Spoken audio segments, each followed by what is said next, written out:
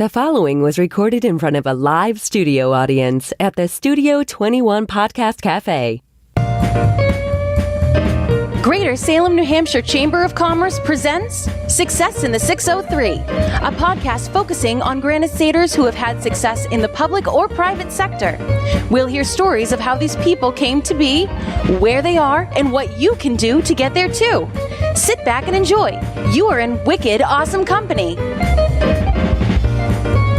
Well, hello, everybody, and welcome back to Success in the 603. My name is Donna Morris. I serve as the president of the Greater Salem Chamber of Commerce, and this is my co-host. I'm Craig Dufton. I'm with Keller Williams Realty, also a small business owner and a proud chamber member.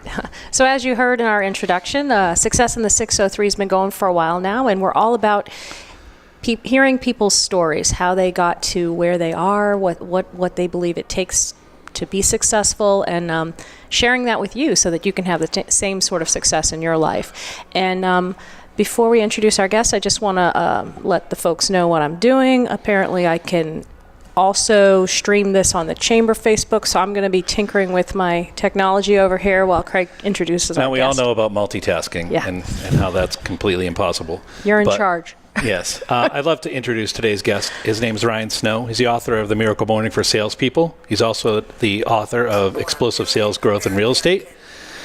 And Donna's going to turn her volume down while I continue. Sorry about that. Ryan's also a speaker, trainer, coach. You live in Northampton, New Hampshire? I do, yep. Correct. And married, 3 children, I believe. 3 kids. I'm right. Yep. And you're also the owner of the Ryan Snow Real Estate team out of Massachusetts, Keller Williams, my fellow Keller Williams real estate agent.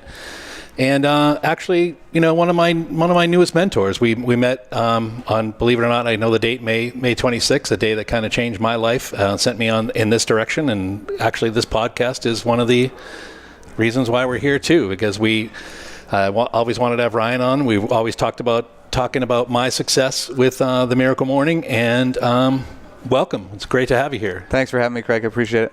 All right. I don't even know where to start. I just want to go and just let you start talking for 30 minutes. But let's talk about your background. Like let's talk about how you got to.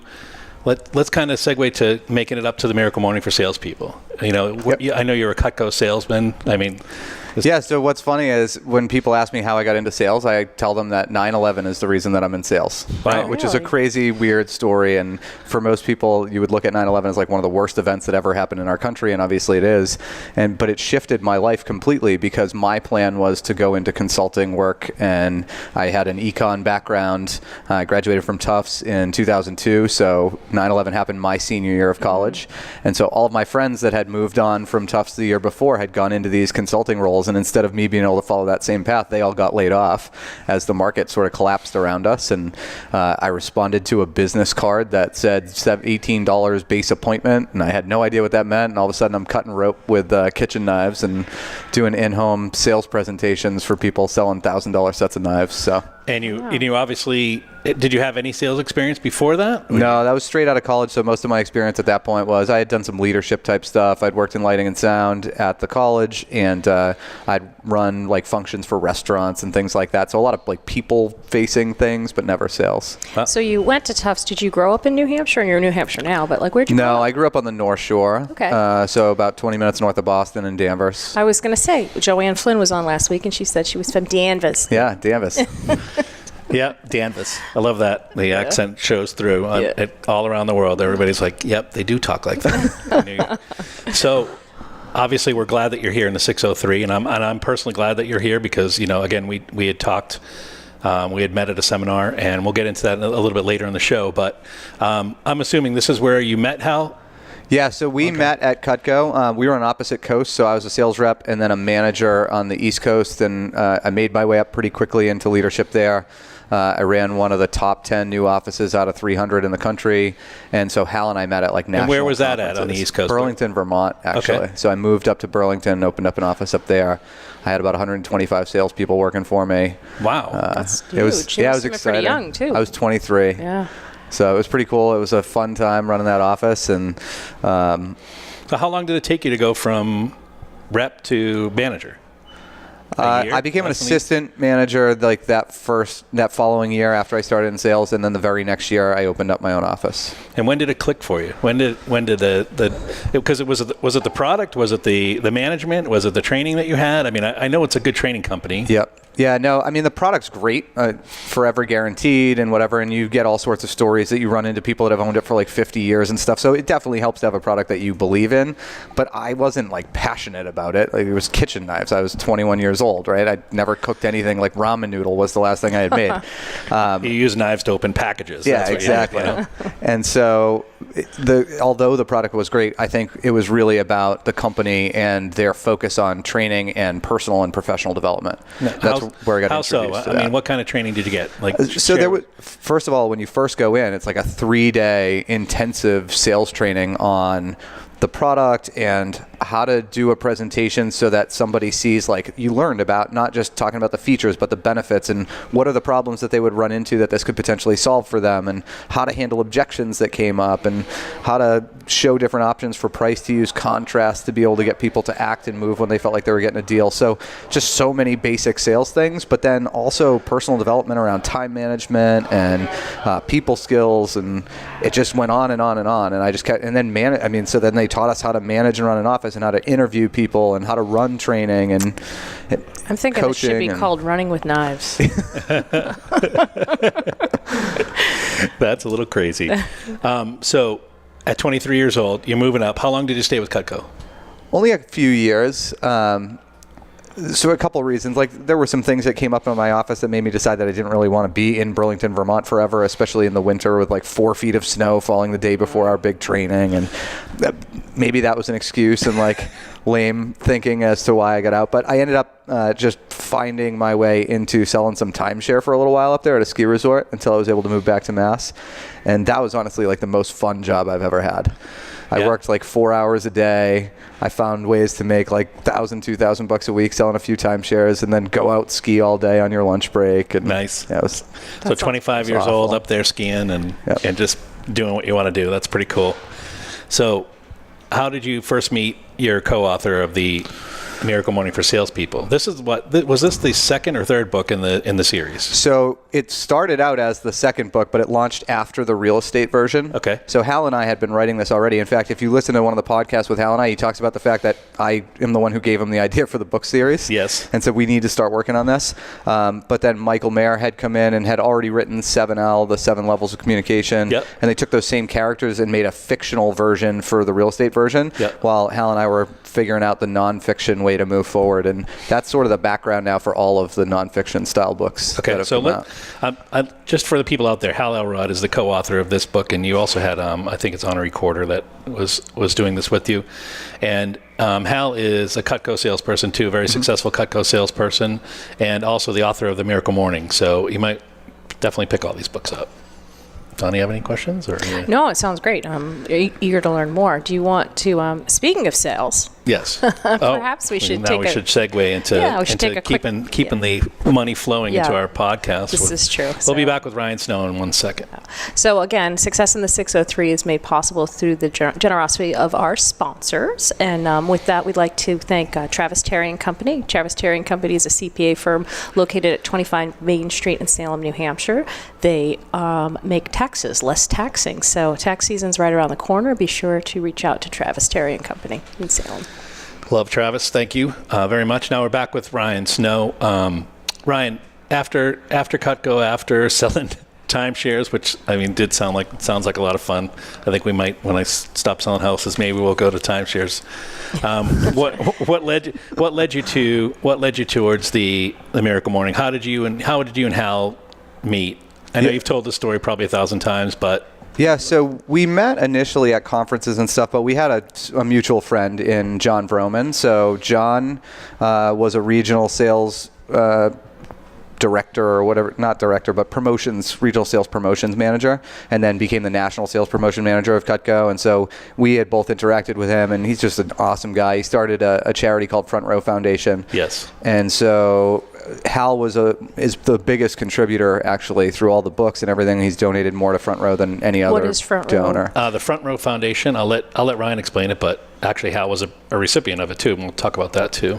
Yeah, so Front Row is sort of like a Make-A-Wish Foundation. It's a wish foundation, but it's geared towards people of all ages, not just kids. And it's for anyone braving a critical health battle, and they send people to sit in the front row of their favorite concert or sporting event or theater event. And the idea behind it is really about teaching people to live life in the front row, like to their involvement, their level of involvement, and what that looks like, and how different it feels being that close to something than sitting in the back and just kind of watching things pass by. Oh, that's neat. It's actually a great book too that John just came out with too, called The Front Row. Front Row Factor. Front Row Factor, and it's a wonderful book. I'm in the middle of it right now.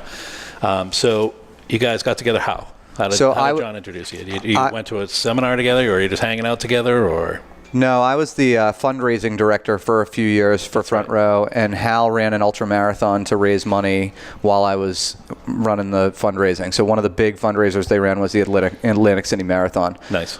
So we had like 50 people come out and run, and a handful of them did the ultra marathon, 52 miles, which is insane to me. Yeah, that's crazy. And I've done the half marathon. That was about as far as I made it that year. I'd listened to that on a podcast I think you had with John, that you were like, I got to like 0.94 miles, and I thought I'd run forever. And then I looked at my phone, and I'm like, oh, you got to be kidding me, And so you just decided.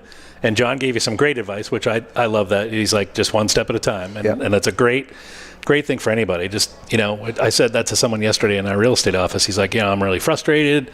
Things aren't going the way I want. I'm like, dude, just sit back, one thing at a time. I mean, you can't, no matter how much we think that we can multitask in this day and age, we as humans, we really can't multitask. I mean, it's like doing a lot of things really, really badly. You know what I mean? Instead of doing one thing really well, like we can talk about Gary Keller too with one thing, but I live my life now, and I didn't a year ago.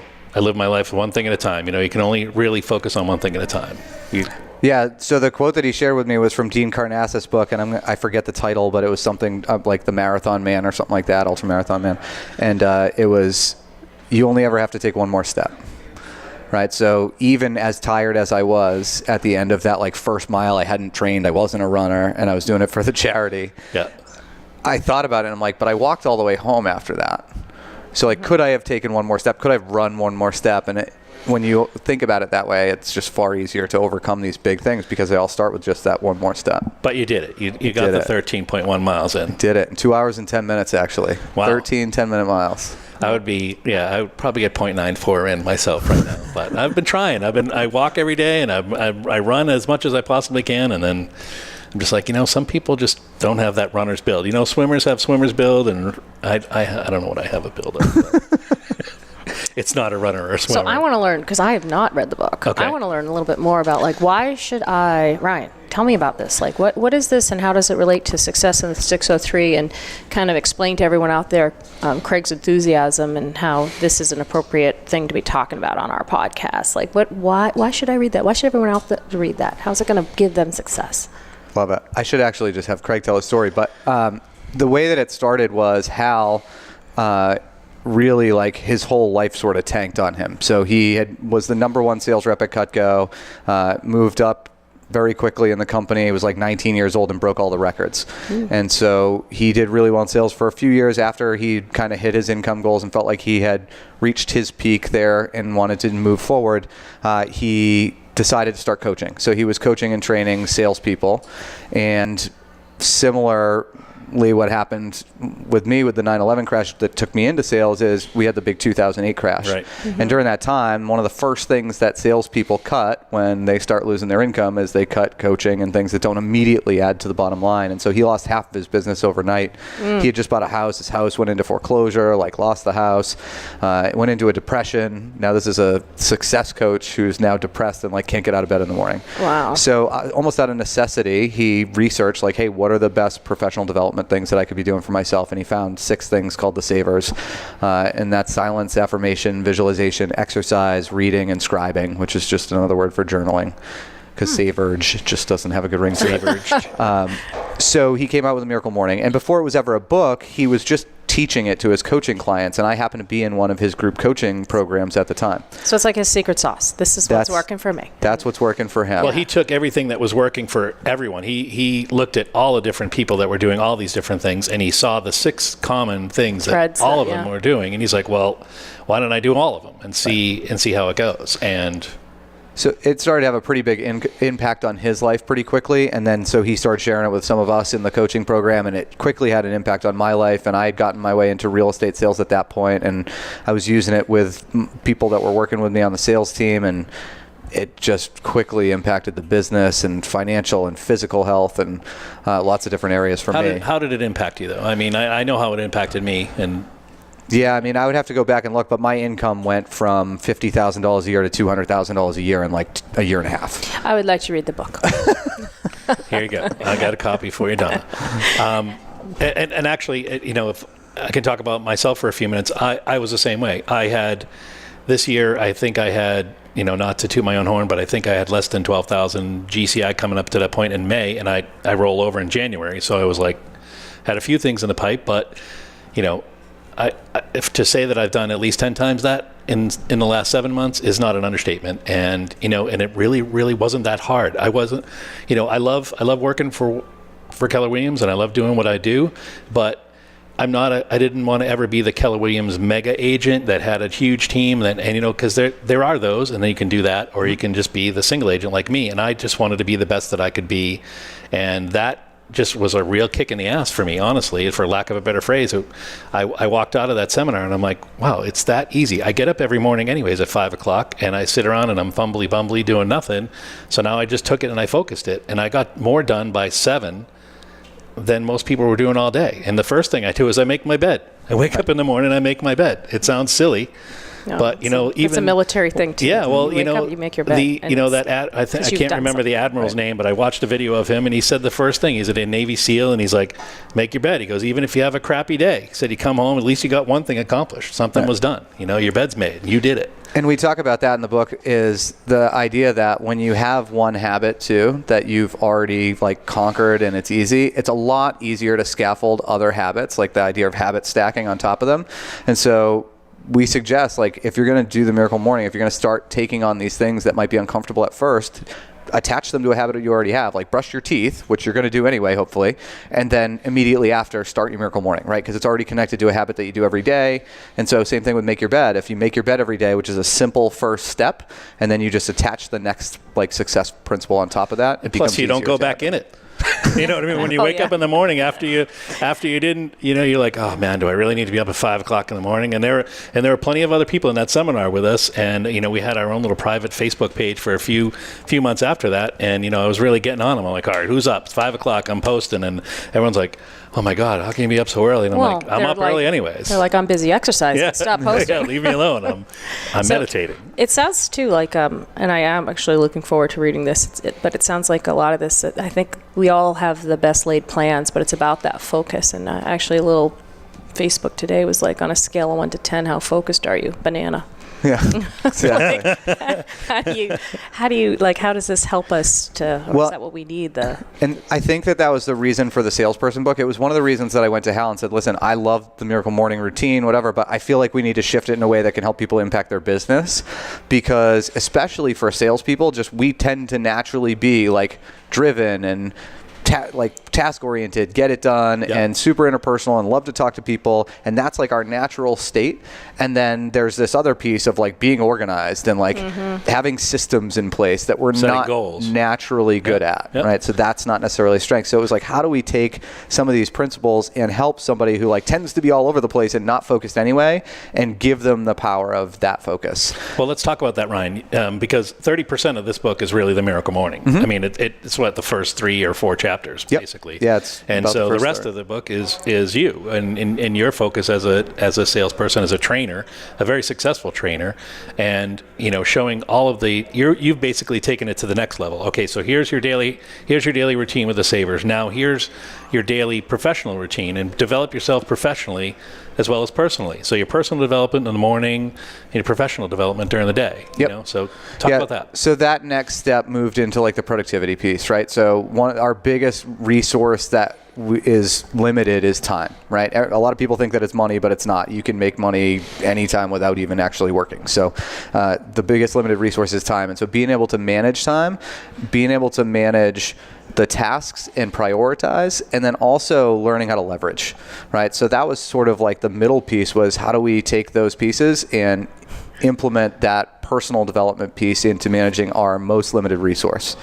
And that really came from the energy that you created from the morning routine. And so they were all very interconnected because it impacts all of those pieces. And then the last third of the book moves more into sales skills, as far as presenting and negotiating and building a referral business around it through customer service and creating win-win relationships. And level 10 clients. Level 10 clients. Yep. So finding the right prospects that actually have a need that you serve and making it so that just recognizing the fact that not everybody needs to be your client, nor should they be, and you're much better off with a specific niche of people that you're the best fit for and that you enjoy working with and helping people find that. See, I find, aside from all the time blocking and stuff that we talked about in the seminar and the other things, I found that the level 10 client was like my biggest aha after, and it was weeks afterwards though that I found this aha. I was like, wow, you're right. I don't have to, as a real estate agent, I don't have to take on these clients that I don't feel are a good fit for me. And a lot of real estate agents they're just banging them out. They want numbers, they want listings, they want to show as many houses as they possibly can every week. Mm-hmm. But yet, if they would just work with the right client, they'd find out that, hey, maybe my client is a $700,000 house instead of 3 $250,000 houses. I'm going to sell one. Now, it's great that you have three clients versus one client, but who knows who that one client knows, and they're gonna refer you to another $800,000 house or another $400,000 house or another $250,000 house. Yeah, and I think there's two sides of that, especially in real estate. You've got the one side where they want the numbers to be so big, so they're going to take anything they can to just get to those numbers, and then you've got the other side where they have so little business because they don't have a focused plan about how to get clients that they have to take everybody because it's the only way they're going to eat. And that's the other thing we can talk about too. We'll talk about the companion guide that goes along with it. It came out a little bit after you wrote the book. Yeah, about a year later. Yeah, and this actually gives you an in detailed description of how to go about getting all this done, implementing the Miracle Morning for salespeople. Donna, do you want to do another commercial? I know. Sure. Speaking of sales, so I could talk with Ryan all week. That's fine. So Success in the 603 is made possible through our sponsors, and we want to take a minute to thank them. We'd like to thank Pika's Pub and Grill. They are located at 10 Ayers Village Road in Methuen, Massachusetts, just over the line from the 603. They have great food and great beverages and great service and even a little Massachusetts Keno if you want to play. And I'm telling you, it's a mile from my house, and I like going there, and I see Craig there, and they're just such a great I'm not going to say that I didn't have lunch there today. I had the Mediterranean wrap with no olives, and it's one of my favorites. Some of us, they do have a new menu, which is great, but you could still get some of the old favorites if you ask. The adult grilled cheese is fantastic. That's one of my favorites, too. They took that off the menu. Yeah, just ask for it. Tell them Craig and Donna sent you. So, again, check out Pika's. Yeah, oh, God. No. I went through my budget, and you don't want to know how much I spent at Pika's last month. But they're great. So yeah, they are thanks great. To Wayne and Thank Shane. you, Wayne and Shane. Appreciate it. We're back with Ryan Snow. I'm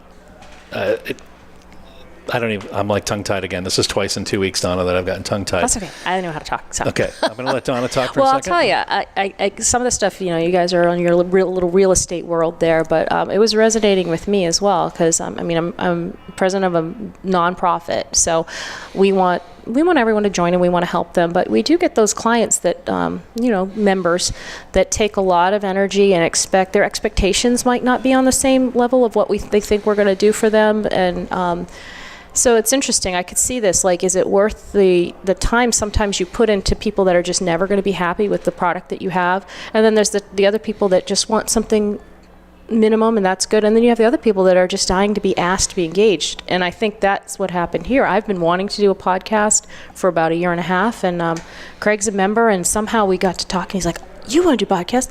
I want to do podcast. So it's finding those people where it resonates, and what a saving of energy then to, I'll still be there for those other people, but I might not be your dream chamber. I'll try my hardest, but is there even out there? Plus, Donna needs a little time blocking. We're gonna go over that too, and being dedicated to your time blocking. Oh, you gave me a look there. I was just saying when you were talking around, I'm looking over at her like, what have we been talking about this whole time? I told you, I'm working on this from 10 to 11:30. I like what Donna was just talking about how the energy, though, of the people around you then either adds to you or takes it away, right? And so that's another big piece of the book that we talk about, and the importance of the morning routine is the energy that it brings to the relationships around you, right? Are you somebody that people want to be around, or are you somebody that sort of repels people because you're the negative energy that's sucking the life out of the group or the people or the whatever? And specifically in sales, but in any business really, I mean, we're all in sales in some fashion, whether it's selling ourselves or a product or service.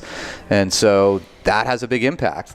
What is the energy that you bring, and does it resonate with people, and do they want to be around you, and are you somebody they would want to work with?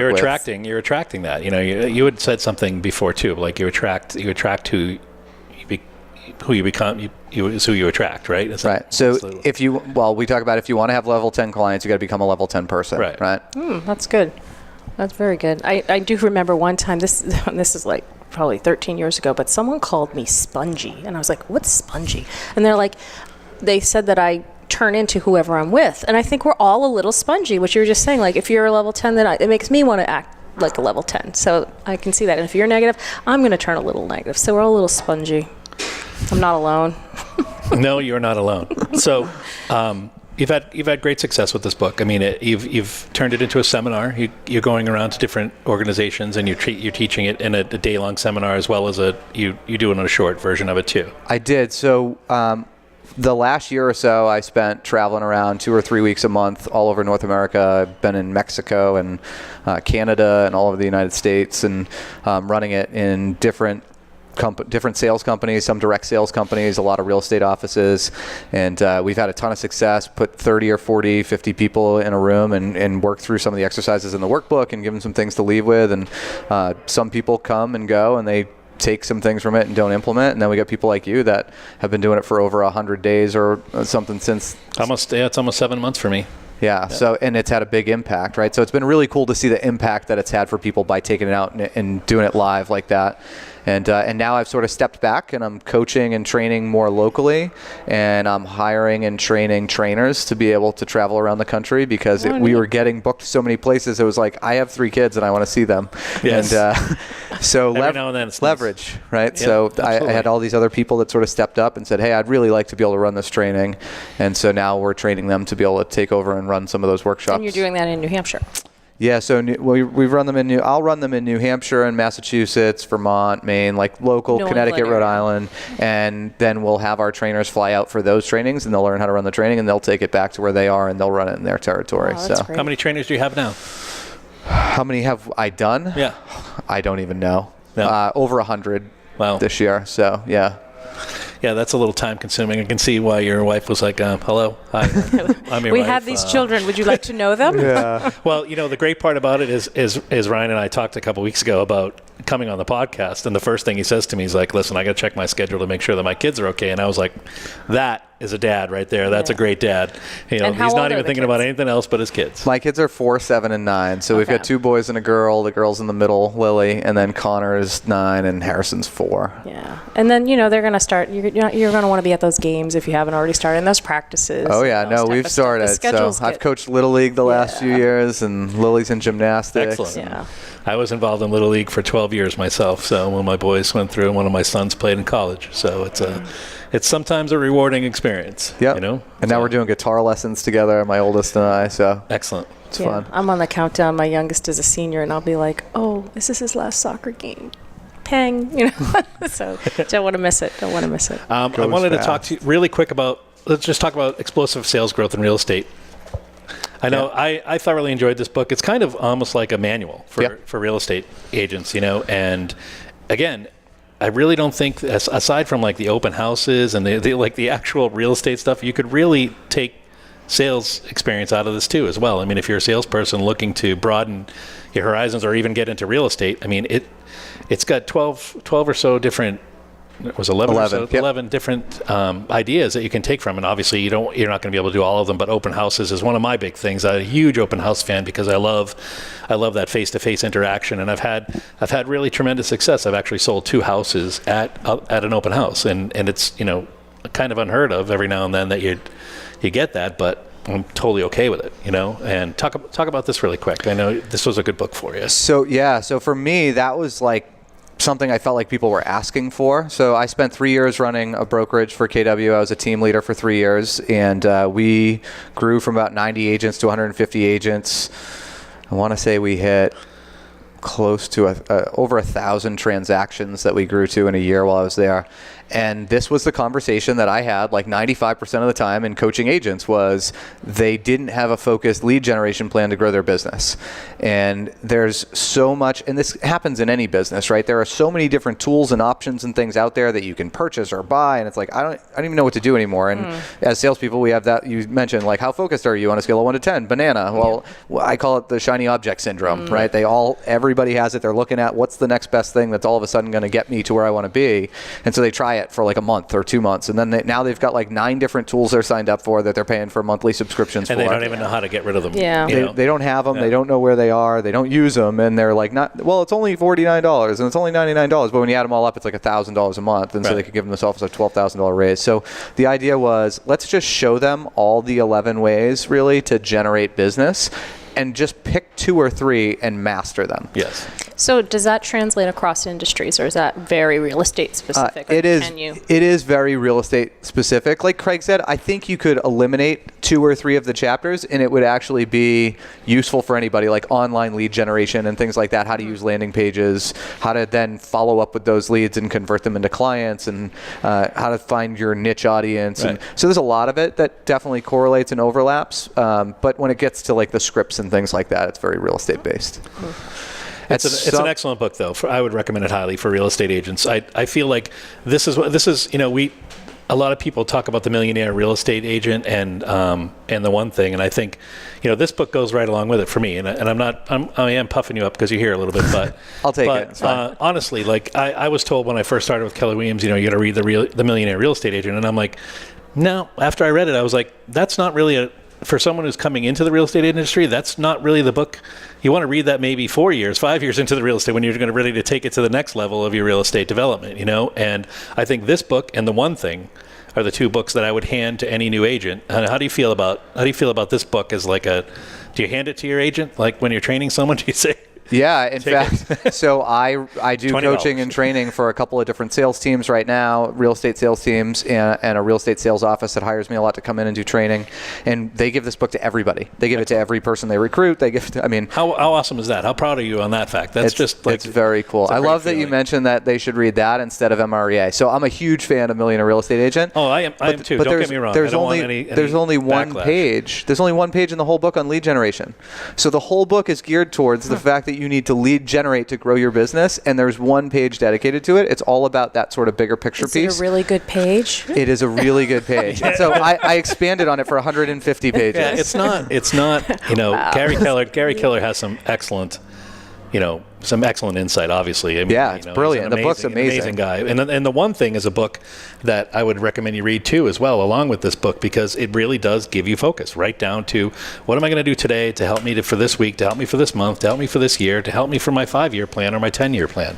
And that's basically what Gary's saying is, listen, you can't do all these things that you're trying to do. You think you can, but you're going to do them at 80% when you should be doing one thing at 120% or 110% or as much as you can. So that's the focus that I've gotten for the last 7 months is just, like zooming it right in, like bringing the macro down to micro, and that's a great thing. And I think all salespeople can benefit from it, whether you're selling Cutco knives or whether you're selling investment properties to people. You're all over the place. Well, yeah. Would you rather be just like a general doctor or pediatrician or the neurosurgeon, right? Like which one's going to make more money? It's the one who's like hyper focused in one specific area and becomes a master at that one thing. But if you're happy with the other one, the general, that's sure. Fine too. Yeah, definitely. All right, I know we're running over time, but I had said that we were going to do this today, and I'm really excited about your enthusiasm. Is glorious. It is glorious today. I wanted to really talk about your influences. Who who influenced you to get you to where you are today? Sorry to put you on the spot. Yeah, no. And I have lots of I them. made Ryan Snow not be able to talk. I just want everybody out there to understand. He just had to pause there for a second. I have lots of really amazing mentors. I mean, I don't think that I could narrow it down to just one. I've had multiple coaches for years and years. I have been part of all sorts of like amazing mastermind groups and GoBundance and M1. And so guys like David Osborne and Ruck Thomas and Pat Hyben that have been really influential for me. But even guys like John Vroman and Hal and John Rulin, and I've been really blessed to have the circle that I have, and even just people that I've worked with within like the KW and other team leaders and those groups and the OPs that I've met. What about at Cutco? Who was it at talented. Cutco that got you going? There had to be someone up that kept you up in Burlington. Yeah, so actually, funny story is Hal's best friend and roommate from Cutco was John Berghoff. Yep. And he's the guy that went on and like ran Vitamix and Best Day. He does Best Day Ever Blueprint with him. Yeah, so he's his business partner now and some things. And John Berghoff's wife now, Mara, was Fausto, now Berghoff, is actually the manager who hired me into Cutco on the East Coast. And they ended up getting married and have kids together. And wow, that's a cool story. So she was a big mentor. And then Ryan Trembler was my division manager there and super impactful. And Vroman was a big one when I was there too. Excellent. Yeah. All right. Well, So do we have a little more time? I think so. I wanted to get to, I know he's got a good quote for us too. We got the Santo Insurance quote of the week. Give a call over to Santo Insurance. They're great. I've been using Santo Insurance for years. Yep, they're 224 Main Street in Salem, New Hampshire. Donna knows the address. The big yellow building, phone number? second floor. I don't know the phone number on them. No, nice try. SantoInsurance.com. Just look it up, SantoInsurance.com. But we every week we ask our guests to come up with a quote for us or a quote that's inspired them. And please tell me you understand the insurance quote of the week. Yes. Got it. That's funny. The little things. Yeah. That's funny. Hey, listen, we're trying our best here. So what do you got for us? So I'm going to use one that sort of outlines and explains the book in the best way that I can, because when people hear about the Miracle Morning, they often feel like it's about waking up earlier. And you said I already get up early. And so I don't want people to have the misconception that it means you have to get up at 5 o'clock. And so the quote that comes from the book, and I don't even think it came from me, I think it came from Hal, it's about waking up. It's not about waking up earlier, it's about waking up better. Excellent. I love, there's a Hal quote, I think it might even be a Jim Rome quote that I love, is your personal production will never exceed, forget it, I'm tongue-tied. Your level of success. I'm so excited for you to be here, Ryan, I can't even talk anymore. Your level of success will seldom exceed your level of personal development. Right. And that's good. That's one of my favorites too. Well, really quick though, what's your favorite savor? Oh, it depends on the day. But meditation is probably the most important one for me, that silence piece, because I can be all over the place, and that sort of centers and grounds me in the morning and starts me. And people that know me really well can clearly tell when I haven't meditated that day. Really? Oh, yeah? How so? You're a little cranky? You're never cranky, are you? Well, I wouldn't say never. I have 3 children. And, meditation good for 3 children. Yeah. I just want you to know. Exactly. No, I think it just makes me more focused, right? It just settles everything down and starts me like with a clear, focused path for the day. I'm the same way. I love to meditate. I meditate every day, and but I actually get up at 5 with my wife, who heads off to work really early. She's at the hospital by like 6:30, and so at 6:30 is when I meditate. Mm-hmm. Like I do my thing, and I'll do a bunch of things. I'll read or do whatever. I'll take as many of the things I can do before 6:30, and then I help her get going, and she's off, and then I have the place to myself, and we're good. So it's kind of funny. You don't have to wake up at 5. You don't have to wake up at 4. I mean, people do. We had a guest on here, Michael Delahanty, who woke up at 3:30 every day. He's the superintendent of schools, and you're like, wow, he's looking at the weather. That's absolutely amazing. Right. Yeah. Is it going to be a snow day? He's getting out driving the roads, and he's an amazing individual. And it's just, I feel the same way, though, that if I can kind of skip all the other ones on the weekends, but I can't skip meditating, because I do the self-guided ones on YouTube, and I enjoy those thoroughly when I can't get my own focus, because people are shiny objects. You're right. We're like Well, and so the idea, too, of starting on that path is just the fact that so many people wake up and they get on Facebook or they get on email or they get on these things that other people are asking them to do what's important to those other people. Right. And they don't give themselves the time to work on the things that are most important to themselves, right? They don't work on their personal development. They don't work on achieving their personal goals and the things that they would like to do. They just immediately dive into work and what other people are asking for them to do. And so that morning time, all day. Exactly, they're always trying to catch up. And there's never enough time to go do those things later. So it's important about just putting yourself first, and it's the same idea of putting the oxygen mask on yourself before you put it on the kid next to you in the airplane. I mean, you can't take care of somebody else if you're not able to because you haven't taken care of yourself. Great. Well, amazing I think stuff. it's about time. Amazing stuff, Ryan. Thank you. It's been pretty quiet over we could there. talk forever because next time we'll have you on and talk about your 5Gs too. That's a good one. Sounds good. And what we like to say is, Ryan, thank you. You've been wicked awesome company. You have been. Thank you so much, Ryan.